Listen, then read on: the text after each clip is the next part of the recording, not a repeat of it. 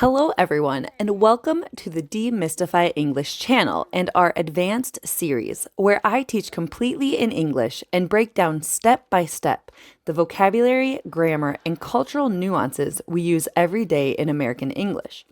If you missed our first advanced video, be sure to check out our breakdown of Zootopia and subscribe so you don't miss our future videos. Today, we're looking at a fun scene from Friends.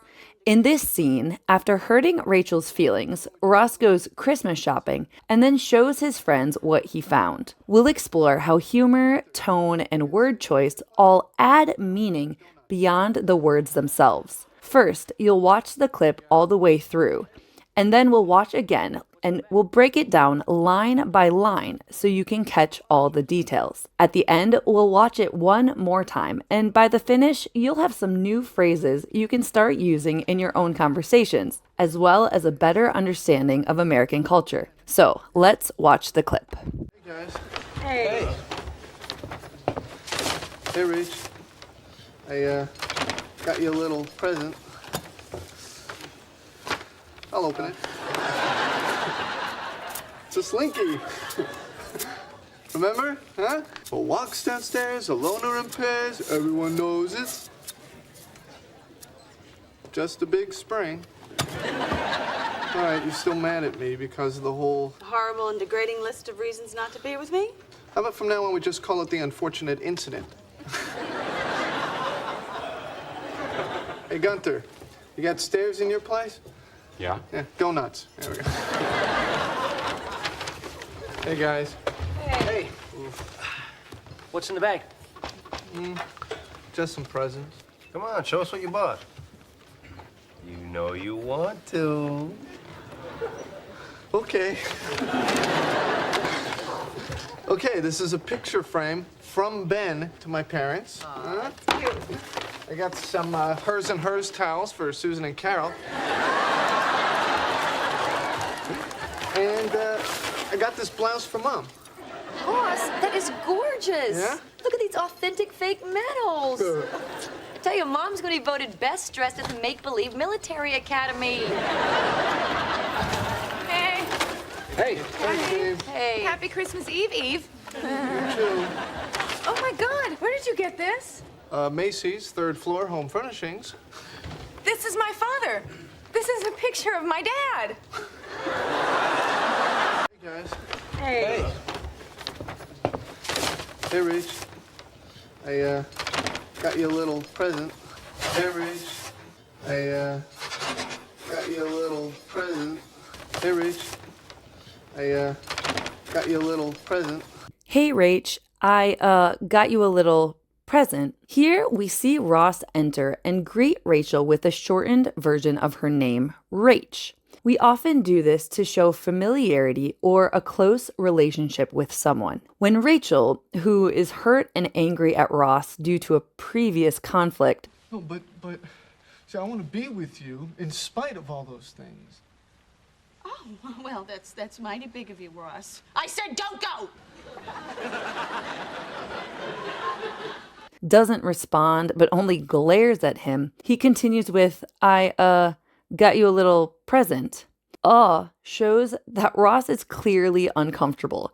It is considered a filler word in English. Filler words are often used when a speaker is uncomfortable, unsure, or trying to soften a statement that they're about to say. Other common filler words include like, actually, well, and so. The word little in got you a little present doesn't indicate the size of the gift, like small, but instead is a way Americans minimize expectations. We often downplay gifts by saying little to avoid disappointment when the gift is opened. I also want you to notice here how this phrase sounds.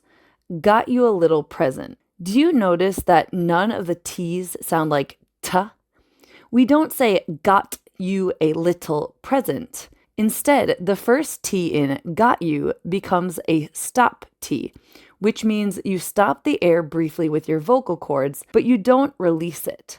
Got you, got you. As discussed in previous lessons, Little has another kind of T, the flap T. This is when a T sounds more like a D sound, little. And again, in present, we hear a stop T, but note that often the T at the end of a sentence will be a softened T and not completely stopped, like in got you. Listen to the difference. Got you, present, got you. Can you hear the difference? Let us know in the comments. Okay, moving on. I'll open it. It's a Slinky. I'll open it. It's a Slinky.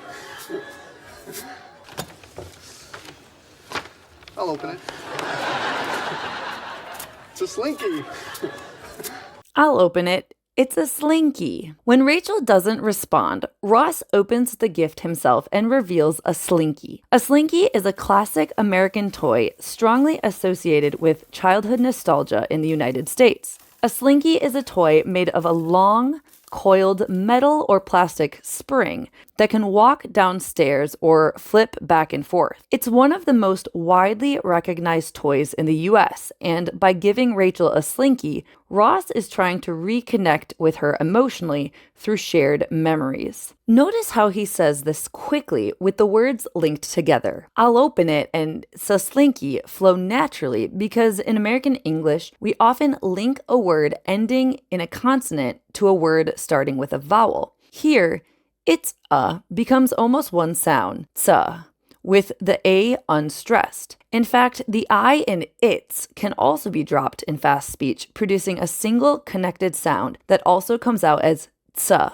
Tsa Slinky. Later in this video, we'll dive deeper into linking rules, but for now, just notice how natural and smooth it sounds when words are connected in real American conversation. Remember? Huh? Remember? Huh? Remember? Huh? Remember, huh? This is not actually a question, but more of a prompt trying to trigger a memory. We often ask people if they remember something by saying, do you remember a person or a place? But here, Ross just says, remember, and then follows it with, huh, showing that he's not really looking for a response. A walks downstairs, alone or in pairs, everyone knows it's just a big spring. A walks downstairs, alone or in pairs, everyone knows it's just a big spring. A walks downstairs, alone or in pairs, everyone knows it's just a big spring. Walks downstairs, alone or in pairs, everyone knows it's just a big spring. Ross then sings the Slinky Jingle, a short, catchy song created for advertising to make the toy easy to remember. One of the most famous features of the Slinky is that it can walk itself down the stairs. Of course, it doesn't literally walk because it has no legs. But if someone releases the Slinky at the top of the stairs, the spring collapses and re-extends step by step until it reaches the bottom. The phrase alone or in pairs refers to how a Slinky can be used individually or connected to another Slinky, showing the playful versatility of the toy. Everyone knows is a phrase that signals that whatever is coming next is common knowledge. In this case, everyone knows it's just a big spring, means that the Slinky is fun and popular, yet at its core, it's really just a spring, an ordinary object. The word just here is important. Similar to how Ross said earlier, got you a little present, using little downplays the gift so it wouldn't seem extravagant. Here, just minimizes the Slinky. It's only a spring, but yet its simple design creates a big emotional impact, showing how something ordinary can still be delightful and meaningful. As Ross sings, he is clearly expecting the jingle to trigger happy childhood memories and a playful emotional response from Rachel. However, when he realizes that she is not reacting at all, he breaks the rhythm of the song. He finishes the line by speaking instead of singing and quickly shifts back to the reality of the present situation, signaling that his attempt to use humor and nostalgia has failed. Alright, you're still mad at me because of the whole. Alright, you're still mad at me because of the whole. Alright, you're still mad at me because of the whole. All right, you still mad at me because of the whole. All right signals a shift in the direction of the conversation. It is a word that is often used when a speaker needs to address something that both people understand but maybe have been avoiding. You still mad at me is not grammatically complete in formal English because it is missing the auxiliary verb are. However, in spoken American English, it is very common to drop the auxiliary verb in informal or emotional situations, especially when the speaker is tentatively confirming something they already suspect to be true, as Ross is doing here. Here, because Ross's tone goes down, we know he is confirming something he suspects to be true rather than asking a question. Are you still mad at me? Notice how in Ross's sentence, his tone goes down, but in a question, our tone goes up. This is really important to avoid miscommunications, so the listener knows if the speaker is asking a real question or if they're just looking for confirmation. The whole is used deliberately to be vague.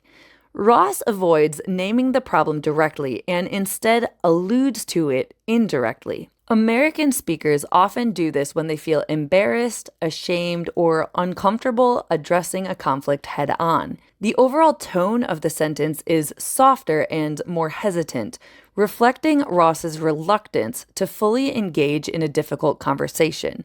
His speech becomes less structured and his words run together. Notice the linking in the phrase, still mad at me because of the whole. In natural American English, speakers frequently link words that end in consonants to words that begin with vowels, such as take a look or turn off. We also link words where the final and initial sounds of two words are similar, for example, fast talk or red door, and common consonant blends like runs with. Mastering linking is an important step towards fluency as it makes speech sound smoother, faster, and more natural. A horrible and degrading list of reasons not to be with me. A horrible and degrading list of reasons not to be with me. A horrible and degrading list of reasons not to be with me. Horrible and degrading list of reasons not to be with me.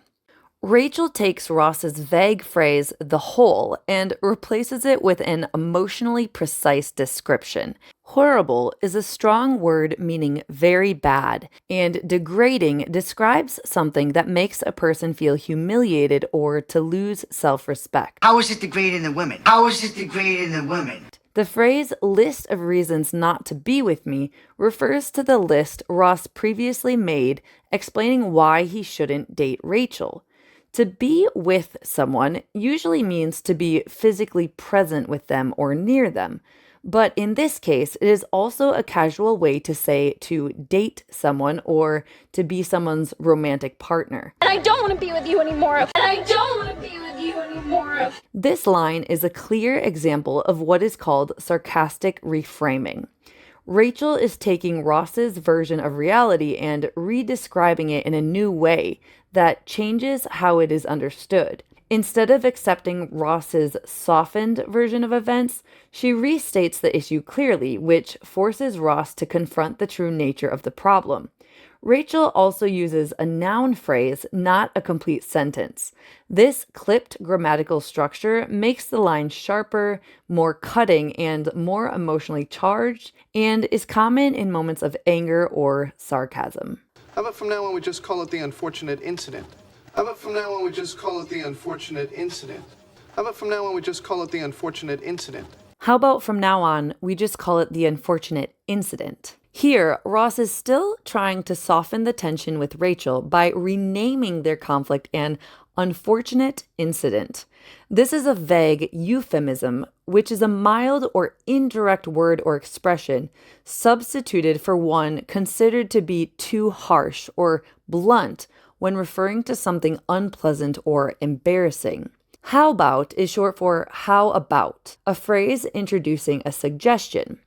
From now on indicates that this new way of referring to the situation should start immediately and continue into the future. From now on, you stay away from me. From now on, you stay away from me. The phrase unfortunate incident is also a way to minimize the seriousness of what happened. An incident is a neutral word for an event or occurrence, and unfortunate is a mild negative adjective. Together, they reduce the emotional weight of the conflict and allow Ross to avoid naming it directly as Rachel does. This reflects a common pattern in American English where speakers use vague language or humor to manage discomfort, embarrassment, or shame. Hey, Gunther, you got stairs in your place? Hey, Gunther, you got stairs in your place? Hey, Gunther, you got stairs in your place? Hey, Gunther, you got stairs in your place? After Rachel walks away, Ross realizes that his gift has been rejected, so he calls Gunther and asks, "You got stairs in your place?" Here we understand that because a slinky is more fun walking downstairs, he is seeing if Gunther would like the gift instead. You got is a short, informal way to say, do you have? And your place is a common way that English speakers refer to someone's house or apartment. A little pronunciation note here. Notice how Ross says your place rather than your place. This is a very common reduction when we say the word your. You got stairs in your place? Yeah, go nuts. There we go. Yeah, go nuts. There we go. Yeah, go nuts. There we go. When Gunther replies with an unenthusiastic yeah, Ross says, here, go nuts. We're not talking about peanuts here. Go nuts is an idiom meaning to do whatever you want, usually in a playful way. Bossy, glossy, and mossy. Go nuts. Notice the interaction here. Ross hands over the gift immediately after Gunther's brief response, while also giving a quick verbal acknowledgement. He even adds a quick, here you go, which in natural speech sounds more like, here you go. This shows how, in casual conversation, we often respond quickly, acting on what we expect the other person wants or needs rather than waiting for more conversation. Hey, guys. Hey. What's in the bag? What's in the bag? What's in the bag? Ross and his friends exchange a simple, casual greeting, and Chandler asks, "What's in the bag?" as he and Monica sit up and move closer to Ross, showing genuine interest in what Ross brought with him. Nearly all of the words in Chandler's sentence are linked into one quick flow, showing the casual feel of the moment. What's in the bag? Just some presents. Just some presents. Just some presents. Just some presents. Ross, clearly disappointed after his interaction with Rachel, again uses the filler word followed by just some presents. The phrase just some presents again is trying to minimize the situation, as just is a softening word that downplays importance, suggesting that the gifts are not a big deal. The word some adds to this minimization. Instead of specifying exactly what or how many presents, some often implies nothing special or nothing worth explaining in detail. Yeah, that's just some stuff about the company. I'm sure you know that presents is a synonym of gifts. Even though the two words have the same meaning, they're used a little bit differently. Present is much more common in daily conversation, and gift is often more formal or used in titles such as a gift exchange. And last note here, grammatically, this sentence is not complete. It is considered a fragment, which usually is considered an error, but native speakers often drop subjects and verbs when the meaning is obvious from context. Come on, show us what you bought. You know you want to. Come on, show us what you bought. You know you want to. Come on, show us what you bought. You know you want to. Joey's line is playful and slightly teasing. Come on, show us what you bought.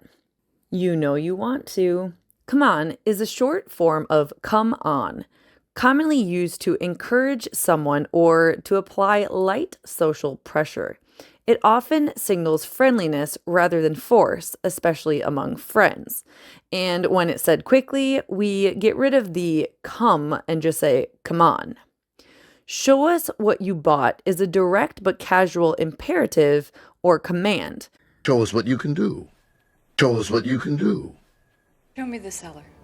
Show me the cellar.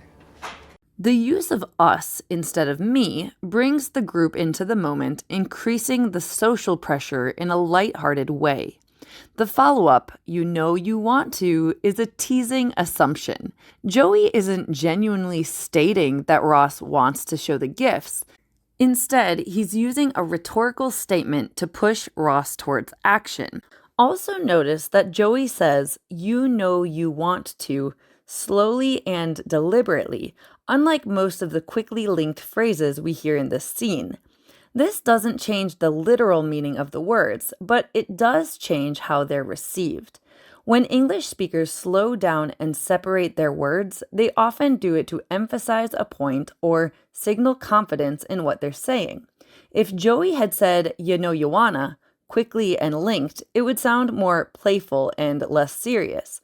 By slowing it down, we understand that Joey is gently trying to convince Ross, saying, we both know that you really do want to show us the gifts. Okay. Okay, this is a picture frame from Ben to my parents. Okay. Okay, this is a picture frame from Ben to my parents. Okay. Okay, this is a picture frame from Ben to my parents. Ross hesitates before saying okay, showing his surrender to the request and also a bit of excitement that his friends are interested to see what he got. He then repeats okay in a lighter tone as a way to say, let's get started. We often use okay as a way to start a sentence or a list or an explanation of something. The next sentence, this is a picture frame from Ben to my parents, is straightforward and informational. A frame is a border that surrounds something, and a picture frame is a common gift in the US. Saying from Ben to my parents follows the usual English pattern for labeling gifts or cards, clearly showing the giver and the recipient, and Ross stresses the name Ben, seemingly wanting to make it clear that the frame wasn't from him. At the same time, Monica confirms that the gift is acceptable with a short, "Aw, it's cute." Did you hear that "it's" here? It sounds like she's just saying, "aw, cute," but she actually says the complete sentence, but nearly under her breath, or in a very quiet, almost inaudible tone. But it would be just as acceptable to respond with only the word cute. I got some hers and hers towels for Susan and Carol. I got some hers and hers towels for Susan and Carol. I got some hers and hers towels for Susan and Carol. Ross continues listing the gifts, and again we hear, I got some. However, unlike earlier in the scene, the word some here functions as a quantifier, meaning a few or a small quantity. The word got in this context is interchangeable with bought. There's often no difference between saying I bought you a present or I got you a present, though got sounds more casual and conversational. The phrase hers and hers towels is a playful twist on the common his and hers gift set often given to couples. By saying hers and hers, Ross is acknowledging that Susan and Carol are a same-sex couple. In this sentence, we also see two examples of reduction of the word and. In hers and hers and Susan and Carol, the word and is reduced to a simple N, as the ending D is almost completely dropped. And I got this blouse for Mom. And I got this blouse for Mom. And I got this blouse for Mom. And I got this blouse for Mom. Ross starts the sentence with and, which indicates that this is the last item on his list. And another continues his lack of confidence as he pulls it out of the bag. A blouse is a shirt that typically has a collar, buttons, and sleeves. Another important pronunciation note here is the word for. Notice that Ross doesn't say for mom, but instead it is an unstressed for mom. This is very common in American English and a simple trick to help you sound more native. Listen to these examples. I got a blouse for mom. I got a blouse for mom. Which sounds more natural? Ross, that is gorgeous. Yeah? Look at these authentic fake medals. Ross, that is gorgeous. Yeah? Look at these authentic fake medals. Ross, that is gorgeous. Yeah? Look at these authentic fake medals. Monica responds with an emphatic Ross, that is gorgeous. We often use someone's name this way when we want to mark importance or signal that what we're about to say should be taken seriously, even if the content itself isn't so serious. The stress in this line falls on gorgeous, but the meaning is sarcastic, not sincere. In context, the blouse is clearly unattractive, so Monica's exaggerated praise creates humor through contrast. This is an example of verbal irony, where the speaker says something positive while meaning the opposite. Americans often use this form of praise when we feel it is very obviously not true. The seriousness implied by saying his name directly contrasts with the ridiculousness of the compliment. Ross's yeah is in a tone seeking agreement. He already believes that the blouse is gorgeous, and he's thrilled that Monica seems to agree. But then Monica continues. Look at those authentic fake medals. The imperative look at is used to invite everyone to focus on what she is talking about. In natural daily speech, look at is commonly linked and reduced. So instead of clearly saying look at, it often sounds like look it. This line is humorous because it contains a deliberate contradiction. The words authentic and fake normally cannot go together. Authentic means real or genuine, while fake means not real. Placing them side by side creates what's called an oxymoron, a figure of speech in which two opposite ideas are combined for effect. Other examples of oxymorons include pretty ugly, clearly confused, or seriously funny. A medal is typically an award given for achievement, service, or honor, and often associated with military or athletic success.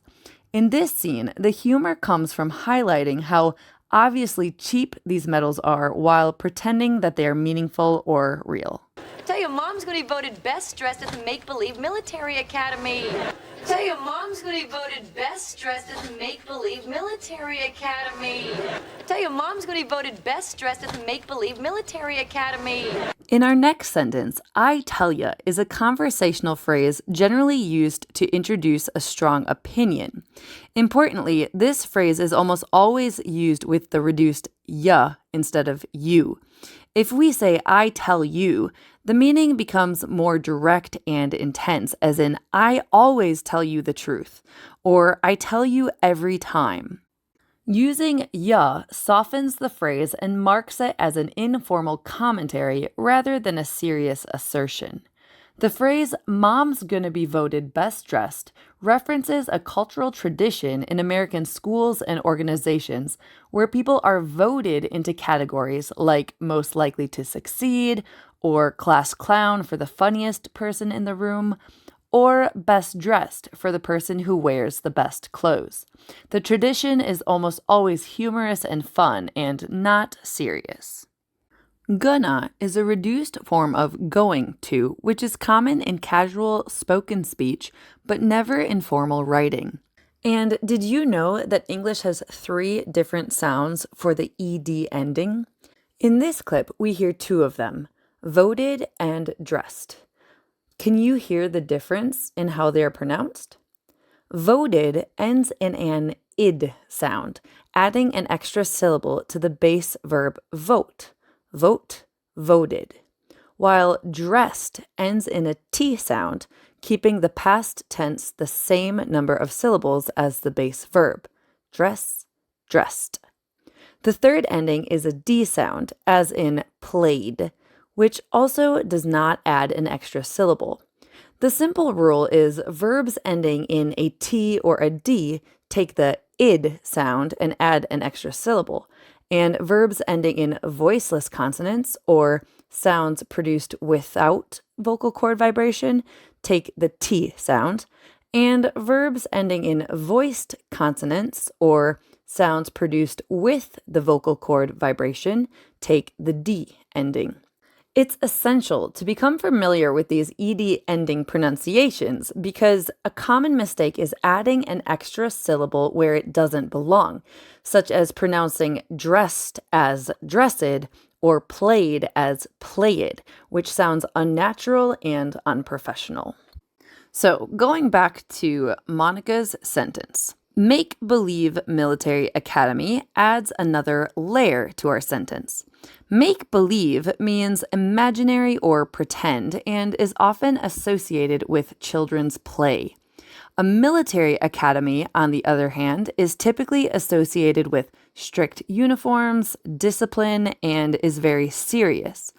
Combining these ideas exaggerates how ridiculous the blouse looks by implying that the medals belong to a fake, costume-like version of something that is normally very formal and important. We see that Ross finally understood Monica's sarcasm at the end of the scene when he puts his head down and forcefully folds the blouse and puts it back in the bag. Hey. Hey, thanks, Dave. Hey. Happy Christmas Eve, Eve. You too. Hey. Hey, thanks, Dave. Hey. Happy Christmas Eve, Eve. You too. Hey. Hey, thanks, Dave. Hey. Happy Christmas Eve, Eve. You too. In our next scene, the repeated hey exchanges show the group acknowledging Phoebe's entrance in an informal, friendly way. We then hear hi Phoebes with her name shortened, just like Ross shortened Rachel's name to Rach earlier. In the same way Ross's greeting signaled closeness with Rachel, the group's use of a nickname shows a familiar, friendly relationship with Phoebe as well. Phoebe greets the group with a cheerful, Happy Christmas Eve, Eve. In American English, the standard holiday greeting is Merry Christmas, while Happy Christmas is usually used sparingly in light-hearted situations. Eve is short for evening and literally refers to the night before a holiday, but it has also come to mean the entire day before a holiday. In the US, Christmas is celebrated on December 25th. So Christmas Eve is December 24th. Christmas Eve Eve is not a formal or conventional greeting, it's intentionally playful. By using it, Phoebe refers to December 23rd, the eve before the eve or 2 days before Christmas, and reframes an ordinary day as something worth celebrating. We also hear Ross reply with you too, which is a natural shortened way to return the greeting. Oh my God, where did you get this? Oh my God, where did you get this? Oh my God, where did you get this? Oh my God, where did you get this? Phoebe's oh my God is a very common English exclamation used to express surprise or shock. As mentioned in previous lessons, it can also be softened to oh my goodness or oh my gosh to avoid causing offense by using the word God outside of a religious context. The expression is informal, and in natural speech, the words often blend together, sounding like oh my God with quick linking. The question, where did you get this, is straightforward, this time with no hidden meanings. Phoebe is asking about the origin of the object, but the sharp rising intonation in her voice signals strong emotion rather than neutral curiosity. Notice the rhythm as well. Where did you get this? Often sounds like a single flowing phrase, and did you blends into something close to a J sound. Did you? Macy's, third floor, home furnishings. Macy's, third floor, home furnishings. Macy's, third floor, home furnishings. Ross replies with a literal response and tells Phoebe where he bought the picture frame using a common framework for explaining something, from general to more specific. The store name is Macy's on the third floor of the building in the home furnishings department. The word furnishings comes from the word furniture, and home furnishings department is the place where people can buy things to decorate their house. This is my father. This is a picture of my dad. This is my father. This is a picture of my dad. This is my father. This is a picture of my dad. In our last scene, Phoebe excitedly repeats the idea using two slightly different phrases, emphasizing the personal significance of the photo. The repetition reinforces emotional attachment and is a common technique used to highlight something important. Both the words my father and my dad carry strong stress, while the surrounding words are lighter, which draws the attention to the key emotional content. This moment reminds us how much meaning can be carried not just by what is said, but how it's said. All right, so we've reached the end of this episode. So now we will watch the clip again, and I'm sure you'll be amazed at how much easier it is to understand everything. Let's watch. Hey, guys.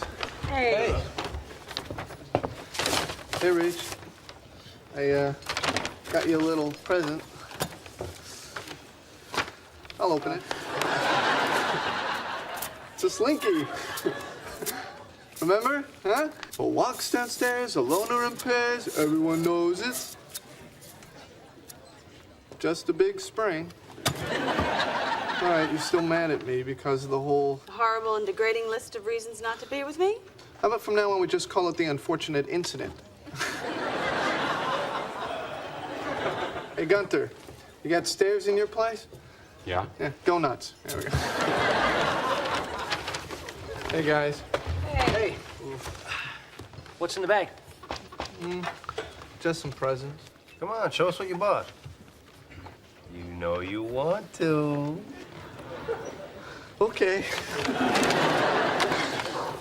Okay, this is a picture frame from Ben to my parents. That's cute. I got some hers and hers towels for Susan and Carol. And I got this blouse for Mom. Boss, that is gorgeous. Yeah? Look at these authentic fake medals. I tell you, Mom's going to be voted best dressed at the Make-Believe Military Academy. Hey. Hey, Dave. Hey. Happy Christmas Eve, Eve. You too.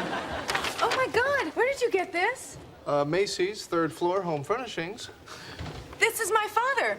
This is a picture of my dad. Okay, that's it for today's lesson. Thank you so much for spending your time with me and working through this scene so carefully. If you have any questions, thoughts, or feedback, please leave them in the comments below. We read them all, and they help shape future lessons. I look forward to continuing this advanced series with you, and I'll see you in the next video.